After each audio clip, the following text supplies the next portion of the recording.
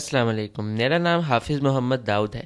آج ہم حضرت یوسف علیہ السلام کے واقعے کا پارٹ 3 سنیں گے۔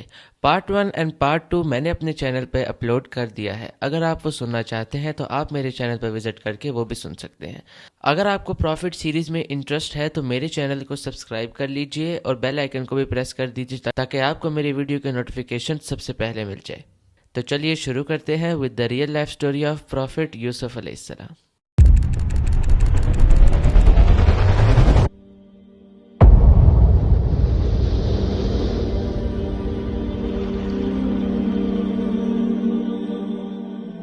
پھر وہ قید خانے گیا، یوسف علیہ السلام سے مل کر بادشاہ کے خواب کا ذکر کیا۔ تب یوسف علیہ السلام نے خواب کی تعبیر بتائی کہ اب جو 7 سال آئیں گے ان میں خوب بارش ہوگی اور فصل بہت اچھی ہوگی۔ تم 7 سال تک لگاتار گیہوں بویا کرنا اور فصل کاٹ کر اسے بالیوں یعنی چھلکوں سمیت رہنے دینا۔ اس کے بعد 7 سال نہایت سخت قحط کے آئیں گے، پھر تم وہ ذخیرہ کیا ہوا گیہوں استعمال کرنا۔ یوسف علیہ السلام نے صرف خواب کی تعبیر ہی نہیں بتائی بلکہ اس کا علاج بھی بتایا۔ جب یہ بات بادشاہ کو بتائی گئی تو اس نے یوسف علیہ السلام کو قید سے رہا کرنے کا حکم دیا، لیکن یوسف علیہ السلام نے انکار کر دیا کیونکہ وہ کسی احسان کے تحت رہا نہیں ہونا چاہتے تھے بلکہ اپنی بے گناہی ثابت کرنا چاہتے تھے۔ یوسف علیہ السلام نے فرمایا، اپنے بادشاہ سے پوچھو ان عورتوں کا حقیقی واقعہ کیا ہے جنہوں نے اپنے ہاتھ کاٹ دیے تھے۔ قاصد واپس آیا اور اس نے یوسف علیہ السلام کا جواب سنایا۔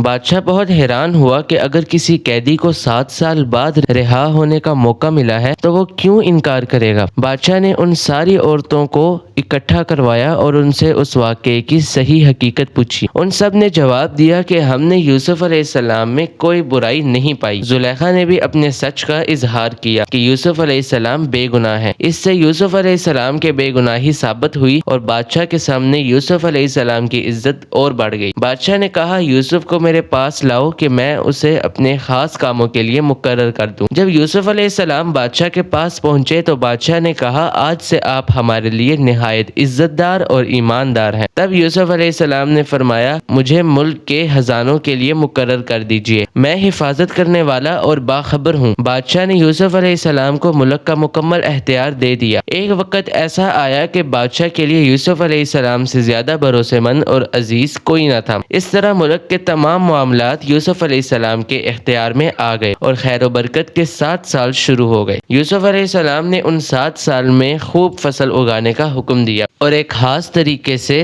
ذخیرے کو چھلکوں سمیت محفوظ کروایا۔ پھر قحط کے 7 سال شروع ہوئے۔ اس قحط نے نہ صرف مصر کو بلکہ فلسطین وغیرہ کو بھی اپنی لپیٹ میں لے لیا۔ اب کیونکہ مصر بہت خوشحال تھا اور یوسف علیہ السلام نے 7 سال گیہوں بچا کر رکھا تھا، اس لیے لوگ مصر آنے لگے۔ فلسطین میں بھی قحط کی وجہ سے فصل ہونا بند ہو گئی۔ یعقوب علیہ السلام اور ان کے بیٹوں تک بھی قحط کے اثرات پہنچ گئے۔ ان کے علاقے میں نہ فصل ہوتی تھی نہ غلہ ملتا بھی تھا تو بہت مہنگا۔ ان تک خبر پہنچی کہ مصر میں پرانی قیمت میں غلہ مل رہا ہے، تو قافلوں کے قافلے فلسطین سے مصر آنے لگے۔ یوسف علیہ السلام پرانی قیمت پر غلہ ضرور دیتے تھے، پر اتنا ہی دیتے تھے جتنا ایک انسان کے لیے کافی ہوتا، تاکہ تاجر لوگ اسٹاک کر کے مہنگی قیمت میں نہ بیچیں۔ اس لیے غلہ خریدتے وقت سارے گھر والوں کو ساتھ لانا ضروری ہوتا تھا۔ اس لیے یوسف علیہ السلام کے سارے بھائیوں نے مصر جانے کا فیصلہ کر لیا تاکہ اپنے گھر کے لیے گیہوں لا سکیں۔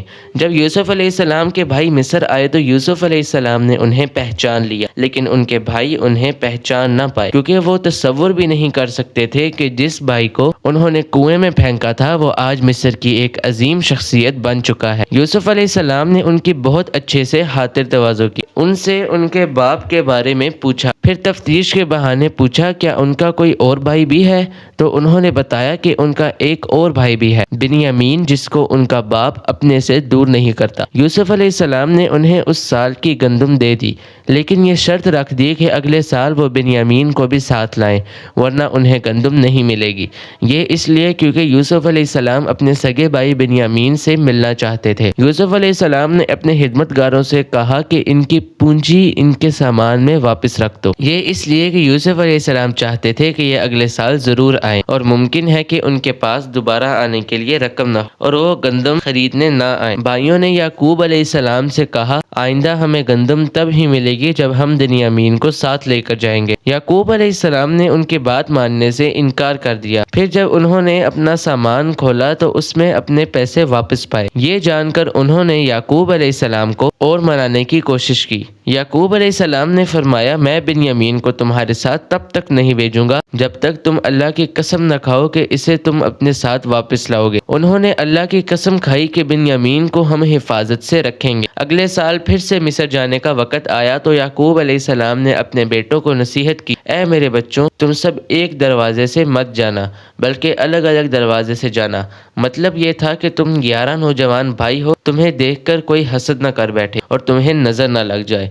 نظر لگ جانا برحق ہے۔ جب سب بھائی مصر پہنچ گئے تو یوسف علیہ السلام نے ان کی پھر سے خوب خدمت کی اور بنیامین کو اکیلے بلا کر انہیں گلے لگایا اور انہیں بتایا کہ وہ ان کے بڑے بھائی یوسف ہے۔ یوسف علیہ السلام نے اپنے بھائی کو روکنے کے لیے ایک ترغیب لگائی۔ انہوں نے اپنے بھائی کے سامان میں پانی کا پیالہ رکھ دیا۔ جب سب جانے لگے تو مصر کے رکھوالوں نے انہیں روکا اور ان کی تلاشی لی، یہ کہہ کر شاہی پیالہ گم ہو گیا ہے۔ بھائیوں نے بولا، اللہ کی قسم ہم چور نہیں ہیں۔ انہوں نے کہا، اچھا چور کی کیا سزا ہے اگر تم جھوٹے ہوئے؟ اس کی سزا یہی ہے کہ چور اس کا غلام ہو جاتا ہے جس کی چوری ہوئی ہو۔ یوسف علیہ السلام نے ان کے سامان کی تلاشی کروائی اور بنیامین کے سامان میں سے وہ پیالہ مل گیا۔ بھائیوں نے پھر کہا کہ اگر اس نے چوری کی ہے تو کوئی تعجب کی بات نہیں، اس کا بھائی یوسف بھی پہلے چوری کر چکا ہے۔ یوسف علیہ السلام کو اس بات کا بہت برا لگا کہ اتنے سال بعد بھی ان کے بھائیوں کا دل ان کے لیے نرم نہیں ہوا۔ یوسف علیہ السلام نے اس بات کو دل میں ہی رکھ لیا اور صرف یہ کہا کہ تم لوگ بہت ہی برے ہو اور جو کچھ آپ بیان کرتے ہو اس کا اللہ ہی گواہ ہے۔ اب سارے بھائی یوسف علیہ السلام کی منتیں کرنے لگے اور بولے، اے عزیز مصر، اس کے باپ بہت ہی ضعیف عمر کے بوڑھے شخص ہیں، اس کی جگہ ہم نے سے کسی کو رکھ لیجئے۔ یوسف علیہ السلام نے فرمایا، گناہگار کے سوا ہم کسی اور کو گرفتار نہیں کر سکتے، یہ نا انصافی ہوگی۔ وہ سب بھائی بے حد پریشان ہو گئے اور آپس میں مشورہ کرنے لگے کہ بنیامین کو چھوڑ کر کیسے واپس جائیں، ہم نے تو اپنے باپ کو قسم دی ہے۔ ان میں سے ایک بھائی لاوی نے بولا، پہلے بھی ہم اپنے باپ کو یوسف کے متعلق تکلیف دے چکے ہیں، مجھ میں ہمت نہیں کہ اس بار بھی ان کا سامنا کروں، اس لیے میں یہاں سے نہیں جاؤں گا، تم سب واپس چلے جاؤ۔ جب سب بھائی فلسطین واپس پہنچے تو بنیامین کے واپس نہ آنے پر یعقوب علیہ السلام بہت رنجیدہ ہو گئے۔ یوسف علیہ السلام کو وہ پہلے ہی کھو چکے تھے اور اب ایک اور بیٹے بنیامین کی جدائی ان سے برداشت نہیں ہوئی۔ تو یہ تھا حضرت یوسف علیہ السلام کا بہترین واقعہ۔ اس طرح کے اور واقعات سننے کے لیے آپ میرے چینل کو سبسکرائب کر لیجئے اور بیل آئیکن کو بھی پریس کر دیجئے۔ نیکسٹ کون سے پروفٹ کی میں سیریز اپلوڈ کروں یہ مجھے کمنٹ کر کے ضرور بتائیے گا۔ تب تک کے لیے اللہ حافظ۔